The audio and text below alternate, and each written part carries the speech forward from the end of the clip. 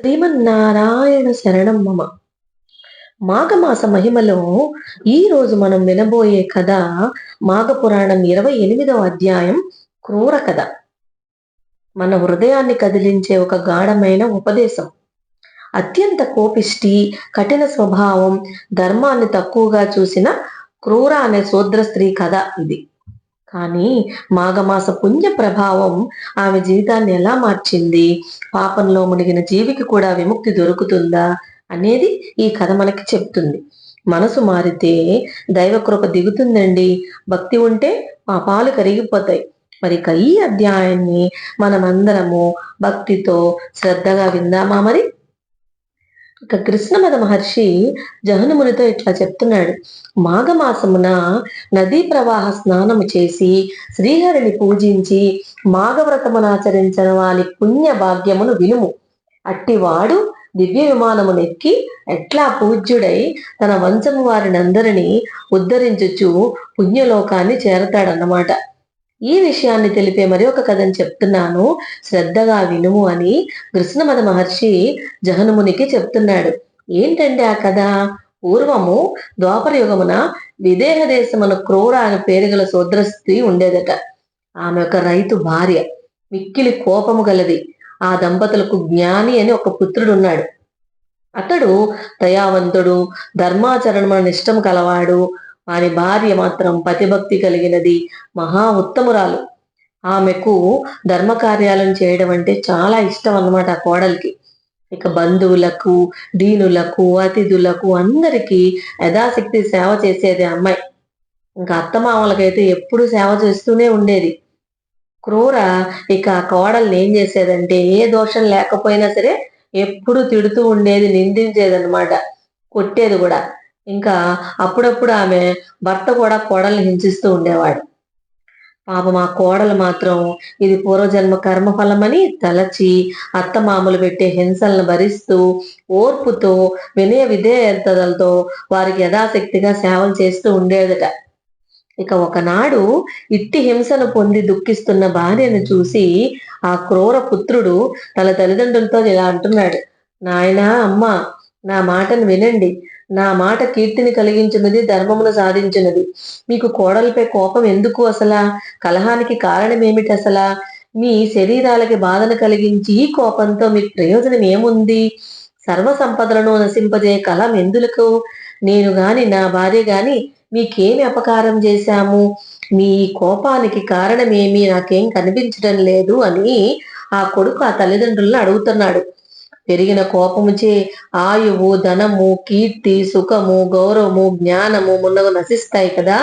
సర్వజ్ఞులైన పెద్దలైన మీరు కోపాన్ని మాని మా యందు దయను చూపి సర్వజన సమ్మతమైన ఓర్పును వహించండి అని ఆ కొడుకు వాళ్ళ అమ్మా నాన్నకి చెప్తున్నాడన్నమాట. చెబితే ఇంకా ఆ పుత్రుని మాటలను విని ఆ క్రూర ఆమె భర్తతో పాటు మిక్కిలి కోపంతో ఇలా అంటారు.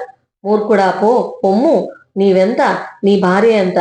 తల్లిదండ్రులకి నీతి బోధన చేయి. నిన్ను నీ భార్యను ఏమి చేసినా తప్పు లేదురా, మేమేం చేసినో తప్పు లేదు అని పలికి కొడుకుని కోడల్ని మరలా మాటి మాటికి పలుసార్లు అన్నమాట నిష్కారణంగా కొడుతున్నారు, తిడుతున్నారు. ఇట్లు దెబ్బలు తింటున్న పుత్రుడు పాపం దోషాన్ని చెందుతాడు. కానీ సహజమైన శాంతం ఉన్నవాడు కనుక అయ్యో, తల్లిదండ్రులు దేశించడం చాలా తప్పు, అట్టివారు శాశ్వతంగా నరకానికి పొందుతారు కదా, తల్లిదండ్రులకు సమానమైన దైవం వేరొకటి లేదు కదా అని చెప్పి అతను పాప ఏం మాట్లాడు. స్త్రీకి భర్తను మించిన దైవం లేదు కదా, విష్ణువుతో సమానమైన దైవము, గంగతో సమానమగు తీర్థము లేవు కదా అని అనుకుంటాడు. ఇక భార్యను ఏమంటాడంటే ఏవేవో మాటలు చెప్పి ఊరడిస్తాడు. ఓర్పుగా ఉండమని చెప్పి చెప్తూ ఉంటాడు ఆ పెళ్ళానికి కూడా. ఇంకా ఈ కోపిష్టి ఈ క్రూర ఏం చేస్తుంది, ఇంకా రోజు రోజుకి కోడల్ని కొట్టి ఇక ఒక రోజు ఒక గదిలో ఉంచి తలుపులు మూసేస్తుంది అనమాట. ఇక కుమారుడు ఆ కృత్యాన్ని చూసి తల్లిని ఏమీ అనలేక, ఇంకా పితృభక్తి వల్ల అనమాట ఏమి చేయలేక, ఏమి అనలేక మౌనంగా బాధపడుతూ పూర్వం వలె తల్లిదండ్రులకు సేవ చేస్తూ ఉండేవాడట. ఇక పాపం ఆ కోడలు ఆ గదిలో అన్నము, నీరు లేక ఆ విధంగా నిర్బంధంలో ఉండిపోతుంది. ఇక ఇరుగు పొరుగు వారు, బంధువులు, మిత్రులు ఈ పని చేయకూడదని చెప్పినా కూడా ఆ క్రూర వారి మాటలు కూడా వినిపించుకోదు, లెక్క చేయదన్నమాట.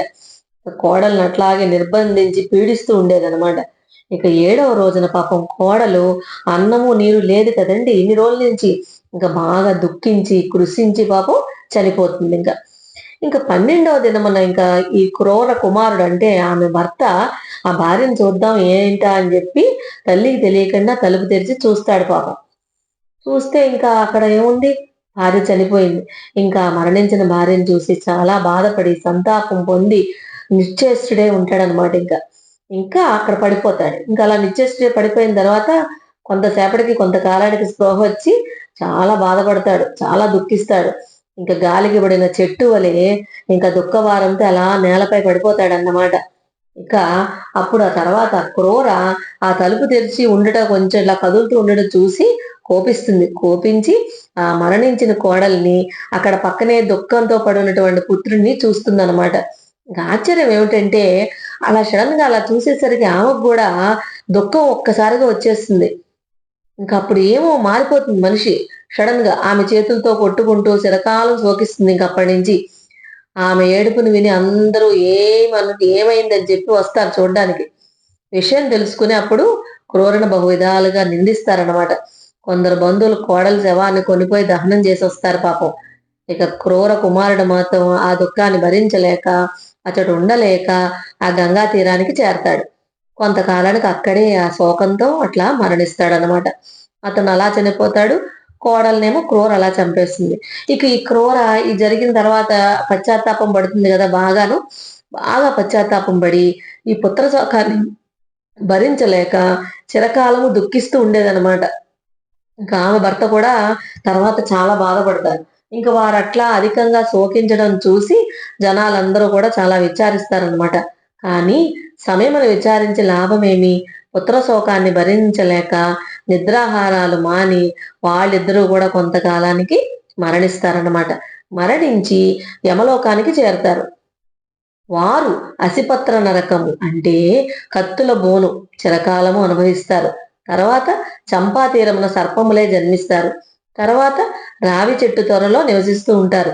కొంతకాలానికి ఆ ధీరుడు ఉపధీరుడు అనే ఇద్దరు సజ్జనులు అతడికి వస్తారన్నమాట. చంపానదిలో మాఘమాస స్నానం ఆచరించి ఆ సర్పదంపతులున్న చెట్టు కింద శ్రీహరిని పూజిస్తారన్నమాట. వాళ్ళు ఆ మాఘమాస మహిమను పురాణంగా చెప్పుకుంటూ ఉండేవాడు. అప్పుడు ఆ సర్పదంపతులు ఆ శ్రీహరి పూజను చూడడం వల్ల, ఆ శ్రీహరి మహిమను వినడం వల్ల వారి పాపాలన్నీ పోతాయి, పుణ్యం కలుగుతుంది. ఇక వారు వెంటనే ఆ సర్పదేహాలని విడిచి దివ్యదేహాలని ధరిస్తారు.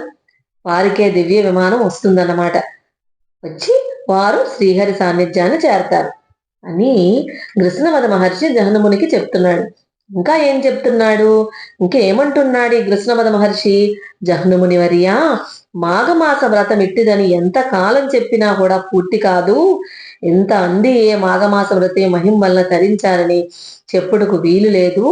ఎన్నో యుగాల నుండి ఎంతమందో ఉత్తమ మునులు, సజ్జనులు, రాజులు, వైశ్యులు, బ్రాహ్మణులు, శూద్రులు, పురుషులు, స్త్రీలు, బాలురు, తొండలు, సర్పాలు, సర్వ ప్రాణులను ఈ మాఘమాస వ్రతం ఆచరించడం వలన, చూచుట వలన, వినుట వలన తరించారు. ఎట్టి పాపాత్ముడైనను మాఘమాస వ్రతమును ఆచరించినచో చేసిన పాపాలు పోయి పుణ్యలోకాలు కలుగుటనుట ఎన్ని ఉదాహరణలు చెప్పగలను, ఎన్నో ఉదాహరణలు ఉన్నాయి సుమా అని కృష్ణమద మహాముని ఈ జహ్నుమునికి మాఘమాస వ్రత మహిమను వివరిస్తాడన్నమాట. అదండి ఈ రోజు మన అధ్యాయం. క్రూరగా పిలువబడిన ఆమె చివరకు భక్తితో పవిత్రురాలైపోయింది. కోపం నరకానికి దారి తీస్తుంది, భక్తి మోక్షానికి దారి చూపిస్తుంది. మాఘమాసంలో చిన్న పుణ్యకార్యం చేసినా కూడా జీవితాన్ని పూర్తిగా మార్చగలదు. మన హృదయంలో ద్వేషం కాదు, దయ ఉండాలండి. మన మాటల్లో కఠినత కాదు, కరుణ ఉండాలి. మన జీవితంలో శ్రీహరి స్మరణ ఉండాలి. హర హర శంకర, జయ జయ శంకర. మరిన్ని మాఘ పురాణ భక్తి కథల కోసం మా ఛానల్ని అనుసరించండి. ఓం నమ శివాయ.